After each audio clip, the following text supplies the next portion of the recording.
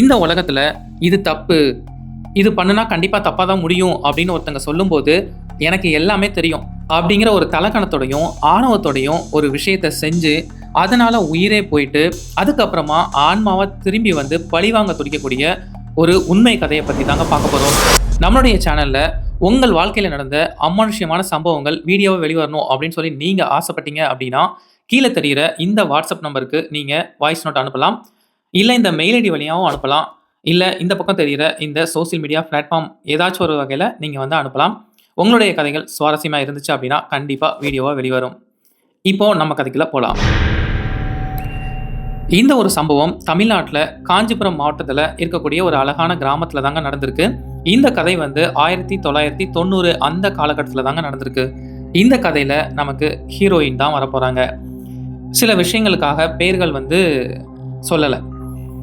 நம்ம ஹீரோயின் பற்றி சொல்லணும் அப்படின்னா காஞ்சிபுரம் மாவட்டத்தில் இருக்கக்கூடிய ஒரு அழகான கிராமத்தில் அப்பா, அம்மா, பாட்டி இவங்க 4 பேரும் ஒரு பெரிய ஓட்டு வீட்டில் அவங்க வந்து வசித்து வந்துட்டு இருக்கிறாங்க. ஹீரோயினுடைய அப்பாவுக்கு தொழில் என்ன அப்படின்னா விவசாயம் தான். ஊரில் பாதி பேர் சொந்தக்காரங்க தான்டா அப்படின்னு சொல்கிற அளவுக்கு அந்த ஊரில் வந்து பாதி பேர் சொந்தக்காரங்க தாங்க ஹீரோயினுக்கு.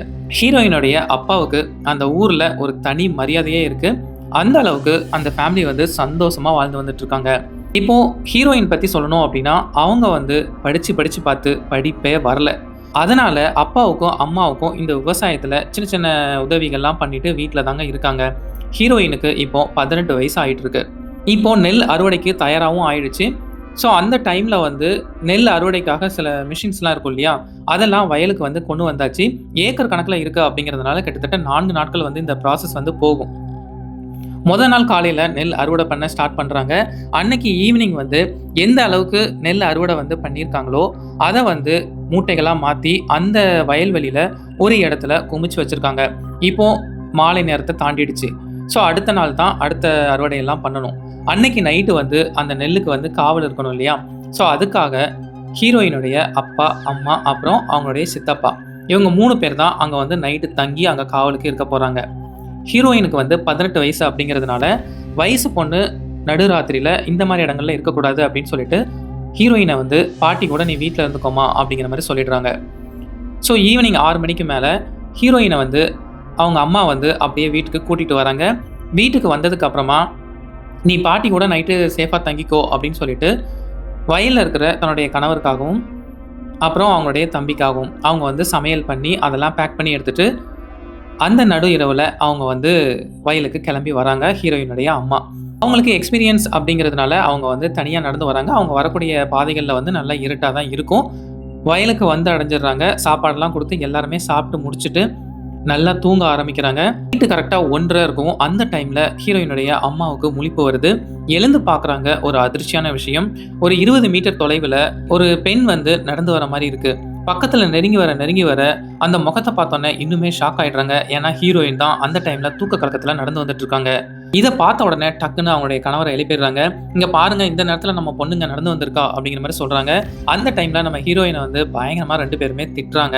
விவஸ்தையே இல்லையா, இந்த டைமில் இந்த இடத்துக்கா நீ வருவ, என்ன வயசாகுது, இந்த மாதிரி இடத்துக்குலாம் நீ வரவே கூடாது அப்படின்னு சொல்லிட்டு அவங்களுடைய அப்பாவும் சரி அம்மாவும் சரி பயங்கரமாக டென்ஷன் ஆகிடுறாங்க. அதுக்கப்புறமா ஹீரோயினுடைய அப்பா வந்து அம்மா கையில் ஒரு அருவாளை எடுத்து கொடுத்துட்டு நீ வந்து வீட்டுக்கு போய் இவளை விட்டுட்டு நீ வா அப்படிங்கிற மாதிரி சொல்லிடுறாரு. ஏன்னா அந்த டைமில் வந்து இந்த இரும்பு கறி இந்த மாதிரி விஷயங்களுக்கு காற்று கருப்பாக அண்டாது அப்படின்னு சொல்லுவாங்க. அதனால தான் அருவாளை கையில் எடுத்து நீ வீட்டில் போய் விட்டுட்டு வா அப்படிங்கிற மாதிரி சொல்கிறாங்க. ஹீரோயினுடைய அம்மாவுக்கு வந்து காலையிலேருந்து வேலை பார்த்த டயர்ட் இருக்கும் இல்லையா, அதனால் இந்த நேரத்தில் நீ இப்படியா பண்ணுவ அப்படின்னு சொல்லிட்டு அவங்க திட்டிக்கிட்டே அப்படியே நடக்க ஆரம்பிக்கிறாங்க வீட்டுக்கு. அம்மா வந்து அப்படியே திட்டிக்கிட்டே நடந்து போயிட்டு இருக்காங்க. ஒரு 5 அடி தொலைவில் ஹீரோயின் வந்து பின்னாடி அப்படியே தூக்க கலக்கத்தில் நடந்து வந்துட்டு இருக்காங்க. அப்படியே ஊர் எல்லையும் கடக்குறாங்க. கடைசியாக ஓட்டு வீட்டுக்கு வந்து கதவை தட்டுறாங்க. இந்த கிழவி வந்து ஒரு பொண்ணு வெளில போயிருக்கா அப்படின்னு கூட தெரியாம கதவை பூட்டிட்டு தூங்கிட்டு இருக்குது பாரு அப்படின்னு சொல்லிட்டு கதவை தட்டுறாங்க. கதவை திறந்த உடனே அப்படியே ஹீரோயினுடைய அம்மா வந்து ஷாக் ஆயிடுறாங்க. ஏன்னா கதவை திறந்ததே ஹீரோயின் தாங்க, இவங்களுடைய மகள் தாங்க. இவங்களுடைய மகள் இங்கே இருக்கிறாங்க அப்படின்னா நம்ம யார் கூட்டிகிட்டு வந்தோம் அப்படின்னு சொல்லி திரும்பி கூட அவங்களுக்கு பார்க்குறதுக்கு தைரியம் இல்லை. அப்படியே பயத்தில் உறைஞ்சு போயிட்டாங்க. எதுவுமே பேசலை, ஷாக் ஆகிட்டாங்க. உள்ளே இருந்து கதவை திறந்த ஹீரோயின் பின்னாடி இருக்கிற உருவத்தை பார்த்த உடனே தன்னுடைய அம்மாவை அந்த வீட்டுக்குள்ளே இழுத்துடுறாங்க. அப்படியே கதவை சாத்திடுறாங்க. கதவை சாத்தினதுக்கு அப்புறமா மயக்கத்துல இருந்த ஹீரோயினுடைய அம்மாவுக்கு தண்ணி தெளிச்சு எழுப்பி விடுறாங்க. அந்த கதவுடைய ஓட்டை வழியா பார்க்கும்போது, வெளியில இருக்கக்கூடிய அந்த பெண் வந்து ஒரு ஆன்மா தாங்க. ஒரு பேய் தான். அந்த பேய அந்த டைம்ல ஒரு வயசான முதியவர் வந்து தலைய புடிச்சு அப்படியே இழுத்துக்கிட்டு போய்க்கிட்டே இருக்கிறாரு. இந்த ஒரு விஷயம் நடந்தத நேர்ல பார்த்த ஹீரோயின், அவங்களுடைய அம்மா, பாட்டி எல்லாருமே மிரண்டு போயிட்டாங்க. அந்த நைட்டு ஃபுல்லா தூங்காம அப்படியே பதட்டத்திலே இருக்காங்க. அடுத்த நாள் காலையில ஒரு 5:30 மணி இருக்கும். வயல்வெளியில ஹீரோயினுடைய அப்பா மற்றும் சித்தப்பா இவங்க 2 பேருமே எழுந்துட்டு, "என்னடா இது நைட்டு கொண்டு போய் விட்டுட்டு வர சொன்னோம். ஆனா இவ்ளோ நேரம் ஆச்சு அவங்க வரவே இல்லையே. என்னன்னு நான் போய் பார்த்துட்டு வரேன்" அப்படின்னு சொல்லி வீட்டுக்கு வராரு. வீட்டுக்கு வந்த உடனே ஹீரோயின் அப்பா கிட்ட நைட்டு நடந்த விஷயங்கள் எல்லாத்தையுமே சொல்றாங்க. ஒரு செகண்ட் ஆடி போன ஹீரோயினுடைய அப்பா வந்து, "சரி, இப்போ வந்து நம்ம நெல் அறுவடைக்கான வேலை வந்து போய்கிட்டு இருக்கு. அது முடியட்டும். கண்டிப்பா ஏதாச்சும் ஒரு கோவிலுக்கு போவோம்" அப்படின்னு சொல்லிட்டு நெல் அறுவடை வேலைய கொஞ்சம் ஃபாஸ்ட்டா நடத்துறதுக்கு ஏற்பாடு பண்றாரு. கிட்டத்தட்ட ஒரு 3 நாட்கள், 4 நாட்கள் வந்து இந்த விஷயங்கள்லாம் போகுது. நெல் அறுவடை பண்ணிட்டு எல்லாமே மூட்டைகளா ஏத்தி பக்கத்துல இருக்கக்கூடிய சந்தைக்கு போயிட்டு விற்று பணமும் ஆக்கிடுறாங்க. அதுக்கப்புறமா ஒரு நாள் காலையில 4:30 மணிக்கு ஹீரோயினுடைய அப்பா வந்து எழுந்துக்கிறாரு. எப்பவுமே 4:30க்கெல்லாம் எழுந்துப்பாரு. அந்த ஊர்ல இருக்கக்கூடிய ஒரு டீ கடைக்கு போயிட்டு டீ குடிச்சிட்டு வந்து வீட்டுக்கு வாங்கிட்டு வருவாரு. ஸோ அந்த மாதிரி காலையில 4:30க்கு எழுந்துக்கும்போது பக்கத்துல சாமக்கோடாங்கி வந்து வாக்கு சொல்லிட்டு வந்துட்டு இருக்கிறத அவர் வந்து அந்த சத்தத்தை கவனிக்கிறார். அப்ப நம்ம வீட்டுக்கும் ஏதாச்சும் சொல்ல மாட்டாரா அப்படின்னு சொல்லி அந்த கதவுடைய ஓட்டையில அவர் வந்து பார்க்குறாரு. ஏன்னா சாமக்கோடாங்கி வாக்கு வீட்டுக்கு சொல்ல வரும்போது அவங்கள ஃபேஸ் டு ஃபேஸ் பார்த்தோம் அப்படின்னா அவங்க வந்து வாக்கு சொல்லாம போயிடுவாங்க. அதனால கதவருகே நின்னு அத கேட்கிறாரு. சாமக்கோடாங்கி இவருடைய வீட்டு வாசலுக்கு வந்து என்ன சொல்றாங்க அப்படின்னா, "இந்த வீட்ல இருக்கக்கூடிய கன்னி பெண்ணுக்கு ஆபத்து இருக்கு. உயிருக்கே ஆபத்து இருக்கு. அதுவும் சீக்கிரமா நடக்க போகுது. சீக்கிரமா அந்த பெண்ண காவல்காரன்ட்ட கூட்டிட்டு போங்க. அப்பதான் அது நிவர்த்தியாகும். உடனே கூட்டிட்டு போங்க" அப்படின்னு சொல்லிட்டு அவர் வந்து கிளம்பி போயிடுறாரு. இத கேட்ட உடனே ஹீரோனுடைய அப்பா வந்து ஷாக் ஆயிடுறாரு. காலையில எழுந்த உடனே ஃபேமிலி எல்லார்கிட்டயுமே சொல்றாரு. அந்த காவல்காரன் யாரு அப்படிங்கிறத எல்லாருமே உட்காந்து யோசித்து யோசித்து பார்க்குறாங்க. அவங்களுக்கு விளங்கவே இல்ல. கிட்டத்தட்ட 1 வாரம் கழிச்சு அந்த ஊர்ல அவுட்டர் பகுதியில இருக்கக்கூடிய கருப்பசாமி கோவில்ல திருவிழா வந்து மிக பிரம்மாண்டமா நடக்குதுங்க. வருஷம் வருஷம் இந்த கோவில் வந்து செம்மையா இருக்கும். சுத்தி இருக்கக்கூடிய ஊர் மக்கள் எல்லாருமே அந்த கோவிலுக்கு வந்து வருவாங்க. சிறப்பா கொண்டாடுவாங்க. ஸோ காலையில இருந்து திருவிழாவுல இருந்த ஹீரோயினுடைய அம்மா, பாட்டி, ஹீரோயின் இவங்க 3 பேரும் இரவு ஒரு 8 மணி இருக்கும். வீட்டுக்கு வந்து தூங்க ஆரம்பிச்சுடுறாங்க. அதுக்கப்புறமா ஹீரோயினுடைய அப்பா வந்து அந்த ஊர்ல வந்து பெரிய மனுஷர் இல்லையா? ஸோ அதனால திருவிழாவ என்னென்ன போயிட்டு இருக்கு அப்படிங்கிறத கோவில்ல இருந்து பார்த்துட்டு இருக்கிறாரு. விடிய விடிய எப்பவுமே அங்க தான் இருப்பாரு. அப்படி இருக்கும்போது நைட்டு 2 மணிக்கு ஹீரோயினுடைய வீட்டுடைய அந்த கதவை வந்து யாரோ தட்டுற மாரி சத்தம் வந்து கேட்குது. இதனால தூக்கம் கலைஞ்ச ஹீரோயினுடைய அம்மா வந்து நேரா கதவை தொறக்குறாங்க. இந்த நேரத்துல யாருடா தட்டுறது? ஒருவேளை நம்ம வீட்டுக்காரர் தான் வந்திருப்பாரோ அப்படின்னு சொல்லி அவங்க வந்து கதவை ஓப்பன் பண்றாங்க. வெளியில பார்த்தா யாருமே இல்ல. அப்புறம் ஒரு ஸ்டெப் வெளியில வந்து சுத்தி முத்தியும் பார்க்குறாங்க. எதுவுமே இல்ல. அவங்க அந்த வீட்ட விட்டு வெளியில வரும்போது, அவங்கள யாரோ ஒருத்தங்க உரசிட்டு உள்ள போற மாரி ஒரு விஷயத்த வந்து அவங்களுக்கு வந்து தோணுது. ஆனா எதுவுமே இல்ல. அதுக்கப்புறமா என்னடா இது? யாரா இருக்கும்? அப்படின்னு சொல்லி கதவ சாத்திட்டு அப்படியே உள்ள வராங்க. ஹீரோயினுடைய ரூமுக்கு உள்ள என்டர் ஆகும்போது பயங்கரமான ஷாக்குங்க. அவங்க வாழ்க்கையில இந்த மாரி ஒரு காட்சிய பார்த்திருக்கவே மாட்டாங்க. மிரண்டு போயிட்டாங்க. ஏன்னா ஹீரோயின் வந்து அப்படியே கட்டில்ல எழுந்து உட்கார்ந்துருக்காங்க. நம்ம போகும்போது நல்லா தூங்கிட்டு இருந்தாலே இவளுக்கு என்ன ஆச்சு அப்படின்னு சொல்லி அவங்க மிரண்டு பார்க்குறாங்க. ஹீரோயினுக்கு வந்து பேய் பிடிச்ச மாரி தலைமுடியெல்லாம் விரிச்சு போட்டுட்டு ஆக்ரோஷமா கத்துறாங்க. இத ஒரு செகண்ட் பார்த்து மிரண்டு போன ஹீரோயினுடைய அம்மா வந்து டக்குன்னு கதவை சாத்திட்டு அப்படியே வெளியில ஓடி வராங்க. திருவிழா முடிச்சுட்டு வரக்கூடிய ஒரு சிறுவன்ட்ட, "எங்க வீட்டுக்காரர் அந்த கோவில்ல இருப்பாரு. ஒரு முக்கியமான விஷயம். சீக்கிரமா வர சொல்லு. ரொம்ப அவசரம்னு சொல்லுப்பா" அப்படின்னு சொல்லி அவங்க அனுப்பி விடுறாங்க. சின்ன பையனும் நேரா அவர்ட்ட போய் சொல்லிட்டு வீட்டுக்கும் வந்துடுறாரு. அதுக்கு அப்புறமா ஹீரோயினுடைய அம்மா வந்து அப்பா கிட்ட எல்லா விஷயத்தையுமே சொல்லிடுறாங்க. "நம்ம பொண்ணுக்கு என்ன ஆச்சுன்னே தெரிலங்க. இந்த மாரி இருக்கிறா" அப்படின்னு சொன்ன உடனே அவங்க அப்பா போய் பார்த்துட்டு அவருமே ஷாக் ஆயிட்டாரு. வயசு பொண்ணா வேற இருக்கிறா. இந்த விஷயம் ஊருக்கு தெரிஞ்சது அப்படின்னா ஊர்ல உள்ளவங்க ஏதோ ஒண்ணு அப்படின்னு சொல்லி பரப்பி விட்டு நாளைக்கு இந்த பொண்ணுக்கு கல்யாணமே ஆகாத அளவுக்கு பண்ணி விட்டுருவாங்க.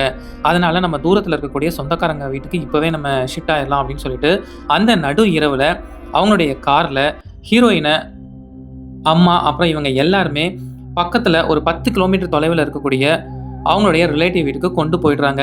அங்க போனதுக்கு அப்புறமா ஹீரோயினுக்கு உடம்பு சரியில்லாம ஆகுது. அப்படியே மெலிஞ்சு ரொம்ப டல் ஆயிட்டாங்க.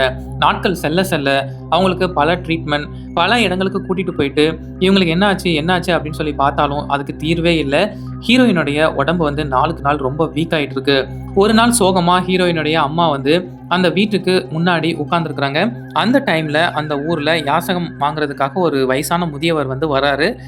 ஹீரோயினுடைய அம்மா வந்து அவருக்கு அரிசி போட்டுட்டு, ஓகே அப்படின்னு சொல்லி உட்காரும்போது, அந்த பெரியவர் வந்து ஒரு விஷயத்த வந்து சொல்றாரு. "ஏம்மா நீ ஊர விட்டு இங்க வந்த? ஊர விட்டு ஊரு வந்தா, அதோட வீரியம் வந்து அதிகமாகும்னு உனக்கு தெரியாதா?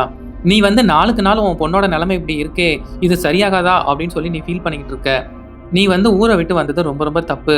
நீ இந்த ஊர்ல இருந்திருந்த அப்படின்னா, கண்டிப்பா அந்த காவல்காரன் உன் பெண்ண வந்து காப்பாத்திருப்பான்." அப்படிங்கிற மாரி சொல்லிட்டு அவர் நடந்து போறாரு.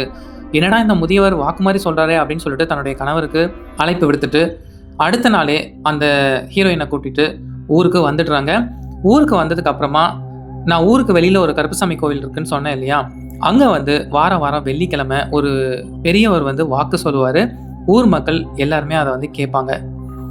இவங்களும் சரி நம்ம கோவிலுக்கு தான் போலாம் அப்படின்னு சொல்லிட்டு ஹீரோயினுடைய அம்மா வந்து கோவிலுக்கு போயிட்டு வேண்டுறாங்க. அந்த டைம்ல அந்த முதியவர் வந்து வாக்கு சொல்றாருங்க. அந்த வயசான முதியவர் வந்து கருப்பசாமி அருள் வாக்கு சொல்லுவாரு.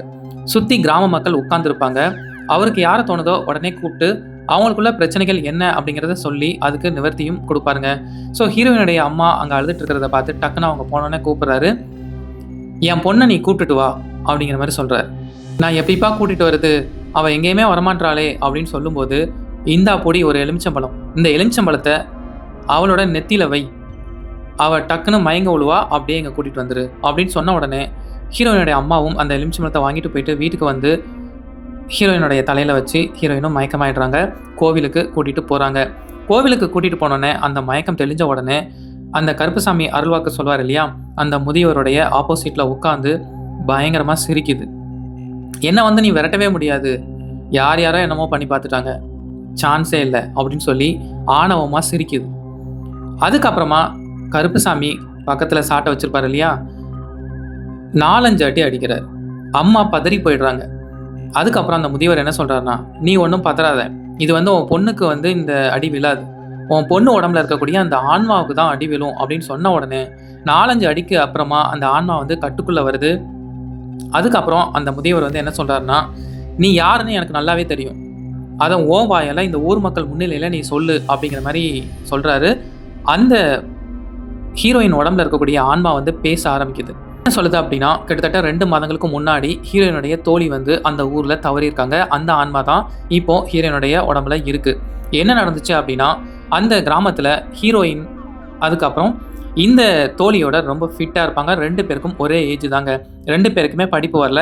எப்பவுமே ஒண்ணா தான் சுத்துவாங்க. மதியம் 12 மணி இருக்கும். அந்த ஊருக்கு வெளிப்பகுதியில இருக்கக்கூடிய ஒரு ஆற்றுக்கு வந்து இவங்க துணி துவைக்கணும் அப்படின்னு சொல்லிட்டு போயிருக்காங்க. ஊர் மக்கள் எல்லாருமே அந்த ஆத்துல தான் துணி துவைப்பாங்க. மதியம் 12 மணி அப்படிங்கிறதுனால யாருமே இல்ல. இவங்க 2 பேரும் தான் துணி துவைக்கிறதுக்காக போயிருக்காங்க. துணி துவைச்சு முடிச்சதுக்கு அப்புறமா அந்த ஹீரோயினுடைய தோழி இருக்காங்க இல்லையா? நான் வந்து குளிக்கணும் அப்படின்னு சொல்லி அந்த ஆத்துல இறங்கி நடந்து அப்படியே உள்ள போக ஆரம்பிக்கிறாங்க.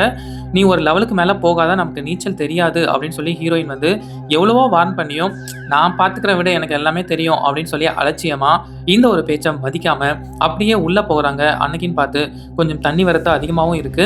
கீழ வந்து அந்த சகதியில அப்படியே அந்த தோழிய வந்து உள்ள இழுக்குது. ஒரு ஸ்டேஜுக்கு மேல அவங்களால மீண்டு வர முடியல. "என்ன காப்பாத்து, என்ன காப்பாத்துடி" அப்படின்னு சொல்லி அவங்க வந்து கத்துறாங்க. ஹீரோயினுக்கும் நீச்சல் தெரியாது. சுத்தி முத்தி அவங்க கத்துறாங்க. யாருமே இல்ல. ஒரு ஸ்டேஜுக்கு மேல "நான் யாரையாச்சும் போய் கூட்டிட்டு வரேன் இருடி" அப்படின்னு சொல்லி அவங்க போயிட்டு பக்கத்து தோட்டத்துல இருக்கக்கூடிய ஒருத்தர வந்து கூட்டிட்டு வராங்க. ஆனா அதுக்குள்ள அந்த தோழியுடைய உயிர் வந்து பிரிஞ்சிடுச்சு. அப்புறம் அந்த ஆத்துல இருந்து எடுத்து வெளியில கொண்டாந்து வைக்கிறாங்க. அந்த தோழியுடைய கண்கள் வந்து மூடவே இல்லங்க. எந்த பக்கம் நின்னு பார்த்தா கூட அந்த கண்கள் வந்து என்னையே பார்த்துட்டு இருக்கு அப்படிங்கிற மாரி ஹீரோயின் வந்து ஃபீல் பண்றாங்க. ஊர்ல வந்து சக ஏஜ்ல இருக்கக்கூடிய யாராச்சும் ஒருத்தங்க தவறுனாங்க அப்படின்னா, பிஃபோர் மேரேஜ்க்கு முன்னாடி, அந்த டைம்ல வந்து அந்த பெண்கள வந்து கலந்துக்க விட மாட்டாங்க. அதேபோல ஹீரோயினையுமே இந்த ஒரு இறுதி சடங்குல கலந்துக்கவே விடல. ஸோ நான் வந்து காப்பாத்து, காப்பாத்துன்னு சொல்லி என்ன வந்து காப்பாத்த சொன்னேன். ஆனா இவ வந்து என்ன வந்து எதுவுமே பண்ணல, காப்பாத்தவே இல்ல. அவ காப்பாத்தியிருந்தா நான் இந்த நிலைமைக்கு ஆளாகி இருக்க மாட்டேன்ல. அதனால அவள எப்படியாச்சும் நான் என் கூட கொண்டு போணும் அப்படிங்கிறதுக்காக தான் இவள வந்து நான் பிடிச்சிருக்கேன். இவள விடவே மாட்டேன் அப்படிங்கிற மாரி சொல்லுது. அதுக்கப்புறம் அந்த முதியவர் என்ன சொல்றாரு அப்படின்னா, "நீ பண்ணது மிகப்பெரிய தப்பு. நமக்கு நீச்சல் தெரியாது. இந்த ஆழத்துல நம்ம போறோமே அப்படின்னு சொல்லி அவ்வளவா எடுத்து சொல்லியும் நீ வந்து கேட்காம போயிட்ட. அதேபோல உன்னோட விதியுமே முடிஞ்சு போச்சு. இந்த பொண்ணையுமே நீ வந்து உள்ள கூப்பிட்டிருந்த அப்படின்னா, இவளுக்குமே நீச்சல் தெரியாது. இவ உள்ள வந்து உன்ன காப்பாத்தணும்னு வந்திருந்தா அப்படின்னா 2 பேருமே தானே மேல போயிருப்பீங்க. நீ பண்றது நியாயமே கிடையாது. இந்த உடம்ப விட்டு வெளியில போ" அப்படிங்கிற மாரி சொல்றாரு. அதுக்கப்புறமா ஒரு 4-5 சாட்டடி அடிச்சதுக்கப்புறமா அந்த ஆன்மா வந்து வெளியில போயிடுது. அதுக்கப்புறமா இந்த ஹீரோயின் தலையில இருக்கக்கூடிய ஒரு முடிய எடுத்து பக்கத்துல இருக்கக்கூடிய ஒரு மரத்துல அடிச்சும் வச்சுடுறாங்க. அதுக்கப்புறமா ஹீரோயினுடைய கையில ஒரு தாயத்த வந்து கட்டுறாங்க. இந்த தாயத்த கலராம பார்த்துக்கோ. இவளுக்கு வந்து திருமணம் எப்ப ஆகுதோ அதுக்கப்புறமா இந்த ஆன்மாவுடைய தொல்லைலாம் இருக்காது அப்படிங்கிற மாரி சொல்றாங்க. 19வது வயசு ஆகும்போது அந்த ஊர்ல உறவுக்கார ஒருத்தரோட ஹீரோயின திருமணமும் பண்ணி வச்சுடுறாங்க. ஹீரோயினுக்கு நாட்கள் கடந்து செல்ல 2 குழந்தைகள், அழகான குழந்தைகள் வந்து பிறக்குது. அதுக்கப்புறமா இவங்களுடைய வாழ்க்கையில எந்த ஒரு அமானுஷ்யமான விஷயமே நடக்கல. ஹீரோயினுடைய ஃபேமிலி சந்தோஷமா வாழ்றாங்க. இதுதாங்க கதை. தனக்கு எல்லாமே தெரியும் அப்படிங்கிற ஆணவத்தோட நடந்துக்கிட்டா கடைசி இதுதாங்க நிலைமை. இத உணர்த்துற மாரி இந்த ஒரு உண்மை சம்பவம் இந்த பெண்ணுக்கு நடந்திருக்கு. இதே மாதிரி ஒரு சூப்பரான ஸ்டோரியில நம்ம சந்திக்கலாம். பாய்.